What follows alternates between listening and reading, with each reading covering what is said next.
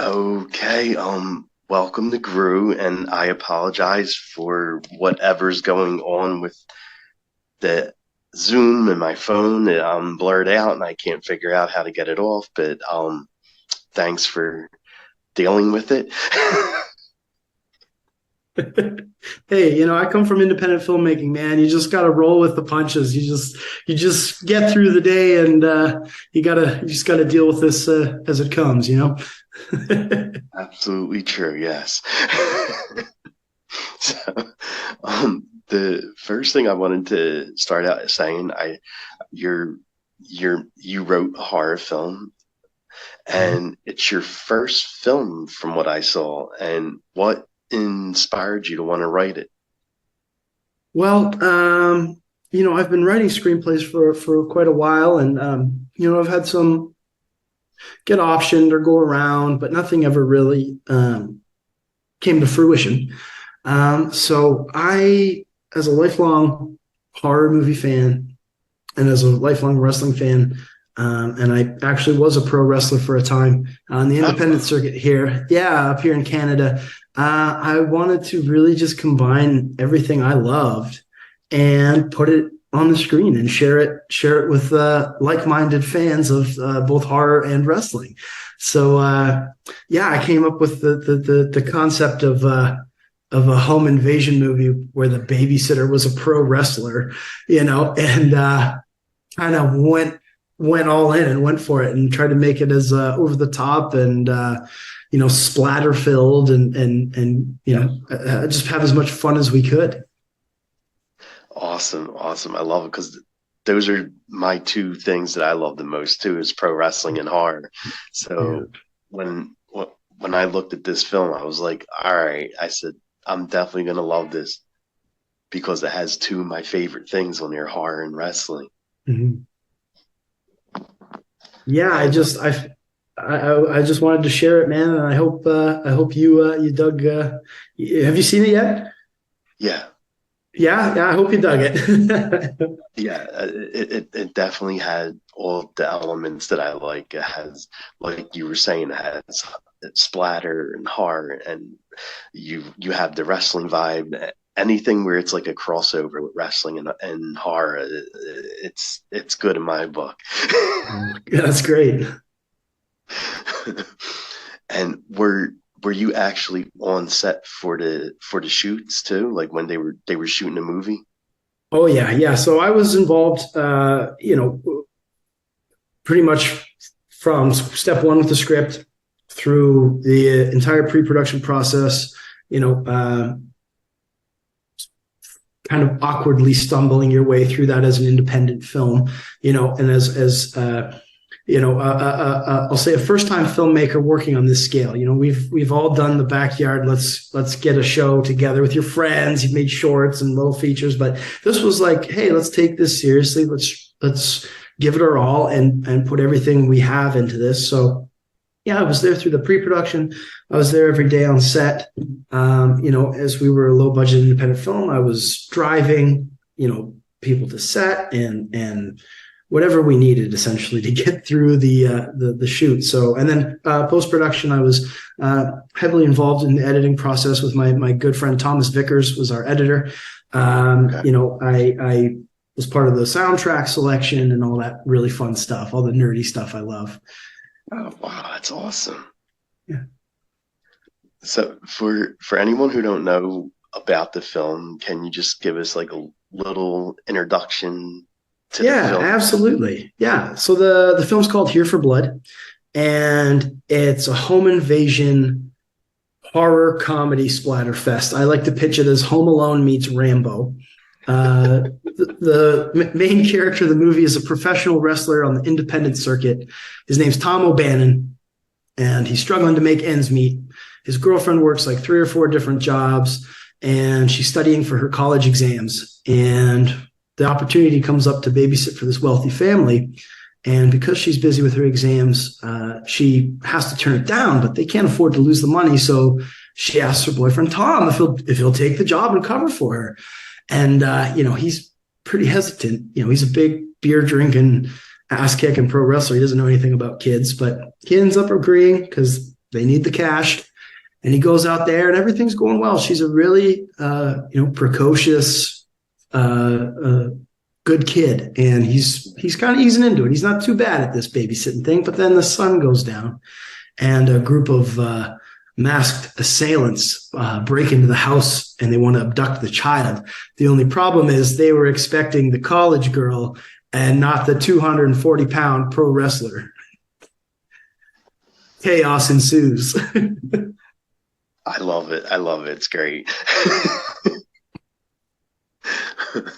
So what are some of your favorite horror films and who were some of your favorite wrestlers? Favorite horror films? Well, see, I love, stuff from, pure camp, like your Tremors and your From Dusk Till Dawns, Return of the Living Dead. The character's name is Tom O'Bannon after Dan O'Bannon, just as a little tip of the hat. So I love those, but then, I can really get into, some of the more serious fare, your Exorcists, your Child's Plays, what have you. But I love, Lost Boys, Fright Night, like those movies that had a really fun tone, and that's what we really wanted to try and inject into our film. And as silly as it sounds, we wanted a feel-good horror movie that you left kind of pumped up and excited. And we didn't want it to be cynical. We wanted it to be really fun. Like you can get together with your friends, you have some beers, have some pizza, you yell at the screen, and then you feel great after. Just don't try any wrestling moves on the couch. You know what I mean? But yeah, so that's kind of what my inspiration for the film were. My favorite wrestlers. I'm Canadian, so love Bret Hart, love, Roddy Piper's my guy. He was a huge inspiration for the Tom O'Bannon character. Definitely, I watching They Live growing up and he was so cool. I idolized him. So he's a big inspiration. Gosh, who else am I a big fan of? There's the classics. I was a 90s kid, right? So I love the whole Attitude Era roster. Like I was running around on the playground telling everybody to suck it and all that stuff. So I'm a big fan of that era and those guys. So yeah, I'd say that was kind of the spirit we wanted to inject into the film for sure. Oh, that's awesome. So how did you wind up finding your leads for the film? Sean and Maya? Maya, is it? Yeah, Maya Misiljevic. Yeah. So basically, we needed a guy who looked like a pro wrestler. You know what I mean? From the heyday of pro wrestling. I wanted to look like somebody who looked like they could go toe to toe with Steve Austin or Hulk Hogan or something like that. So we needed a big guy. And we also needed somebody who had enough charisma and experience acting to carry the film. So that was a tough role to find, and we were talking to Carlos, who was our special makeup effects, one of the co-leads from the team from the butcher shop. And we're talking to him. We were having a beer in their shop. And, I think Reanimator was on TV and we're looking around at all these practical effects and going, hey, we need somebody who's, got that charisma. He's big. And he goes, well, have you ever thought about Sean Roberts? And I was like, no way. There's no way Sean Roberts is going to do our movie. He's been in like big movies. And we just asked. We reached out to his agent. They agreed to look at the script. And Sean really liked the character and liked what he'd be able to do as an actor. And he thought it was a great fit for him. So we got Sean. And it was a bit of a surprise to me. I'm like, holy smokes. Like this is a real actor, guys. Like I was saying, we were like backyard friends. We're like, okay, let's step it up. We got Sean. And then we went through a casting agent and, casting a little kid in a horror movie, it's nerve-wracking because as a horror fan, I know if you have an annoying kid, everybody's going to turn on them. They're going to want them to die. They're going to be like, oh God, this little brat. So we had to find somebody who was likable and, had a bit of a kind of a wry wit to them. And we found Maya and she was great. She was so funny and so polished and poised. She was 10 years old on the set and she was like a total pro. just never complained, like nailed it. She got the tone. She was so excited she gets to swear in the movie. There's a scene, where she actually gets in and stabs somebody with a knife. And she was disappointed at the amount of blood that came out of the stab wound because everybody else in the movie is just getting covered with blood. And I remember she stabbed it and it called cut. And she goes, "Is that it? Like, seriously?" She was so upset. She wanted to be like a geyser of blood. So she was hilarious. She was so down and, such a good sport on set. So we really, lucked out with the cast we had. We had Michael Terrio from Cult of Chucky and the Chucky TV series on board, and just an amazing range of talent. So we were it made it easier for us. You know what I mean? Just to have them carrying the film like that. Well, I mean, you can't leave out the rock and roll. Well, of course. Dee Snider, Legend, the man. Dee Snider, yeah. Like, how was it like working with an iconic person like him? It's weird because like I've been saying, he's somebody that's just been in that pop culture zeitgeist my whole life. You know what I mean? Watching the music videos, and then like Pee-wee's Big Adventure he's in, like all these different, he's just like been around. And we were like, who are we gonna get to voice this, the severed head? And Jacob Windat, my producer on the film, he's like, we've got wrestling, we've got horror, we need more heavy metal. Like, why don't we ask Dee Snider, because he had booked a rock and roll convention that Dee had appeared at. So he was like, I got his agent's number, we can ask. And we just asked. And Dee, is a supporter of independent film, independent horror, the star and director of Strangeland. He said he's got a soft spot for guys like us trying to make it happen. So he agreed, and like, what a gentleman, and so generous with his time, and had fun. We were having fun, recording. He's recording all the, that there's for anybody who doesn't know, he plays a puppet of a severed head. And there's scenes where he's eating flesh, and we had Dee Snider in like a studio eating an apple, like making all these disgusting, like chewing noises.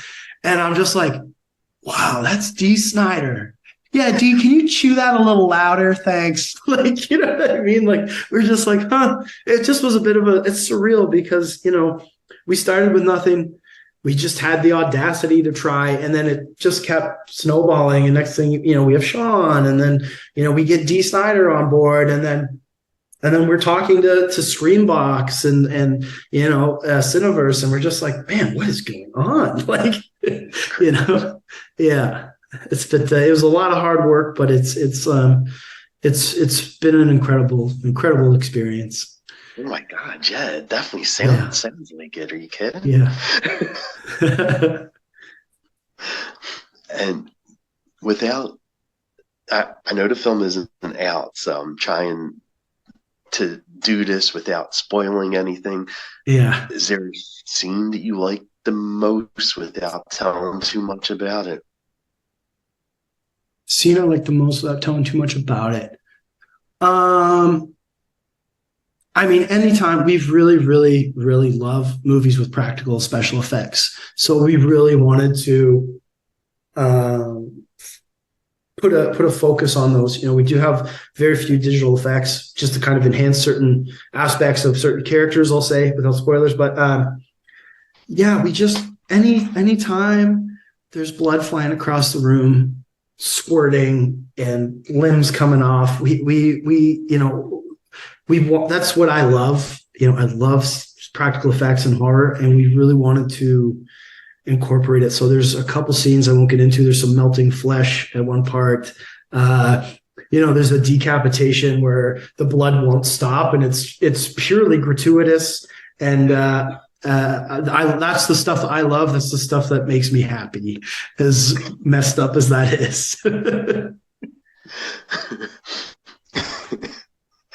And this has nothing to do with the film. Like, what kind of music do you like? Like, what's on your playlist? Oh, well, I mean, I do jump a little all over the place, but it's usually in a rock base. Like right now, I've been listening to a ton of Kiss. Like ever since their like final concert, I watched like some videos and I've just been like rocking Kiss. Like I am a fan of like the heavy metal stuff, like Twisted Sister and the kind of music we feature in the film. I'm a huge fan of that. I like 60s stuff, like Rolling Stones and Beatles and all that good stuff, right up to Queens of the Stone Age and White Stripes and all that good stuff. So I'm a rock and roll guy in my heart, but I do listen to some other genres once in a while when I stray from the rock and roll path. And what do you think would be your go-to karaoke song if you were going to do one? Oh, my go-to one. So I'm a huge fan of Werewolves of London, Warren Zevon, and I also do White Wedding by Billy Idol. So yeah, those are my two. Yeah. Oh man. All right. I'm actually humming that in my head now. Yeah. And where could fans follow the film and follow you at? So we're on like Instagram and Twitter. If you search Here for Blood, you'll find us. If you follow, Screenbox, Bloody Disgusting, Cineverse, they'll post updates about the film and stuff. I just got on Twitter to kind of try and promote things. I'm not a social media guy, so I'm pretty boring. I usually just retweet things. So I don't know if you even want to look for me. I don't even know what my handle is. That's how fresh it is that I signed up. But I'm on there somewhere. My name is James Roberts. I think I'm James Roberts 519, which is the area code. Because I couldn't get just my name, obviously, because I'm very late to the Twitter party, or X, I guess it's called now. But yeah, if you want to look up Here for Blood, Screenbox, Cineverse, Bloody Disgusting, they'll be posting all the updates. Sweet, buddy. Well, thank you so much for taking time and staring at a blurry screen. I appreciate that. I wish I knew what you looked like, but I'm sure you're very handsome, and I can't wait to hopefully see you next time. Yeah, definitely. The next time we do something like this, I'm hoping figure out what's going on with the Zoom app.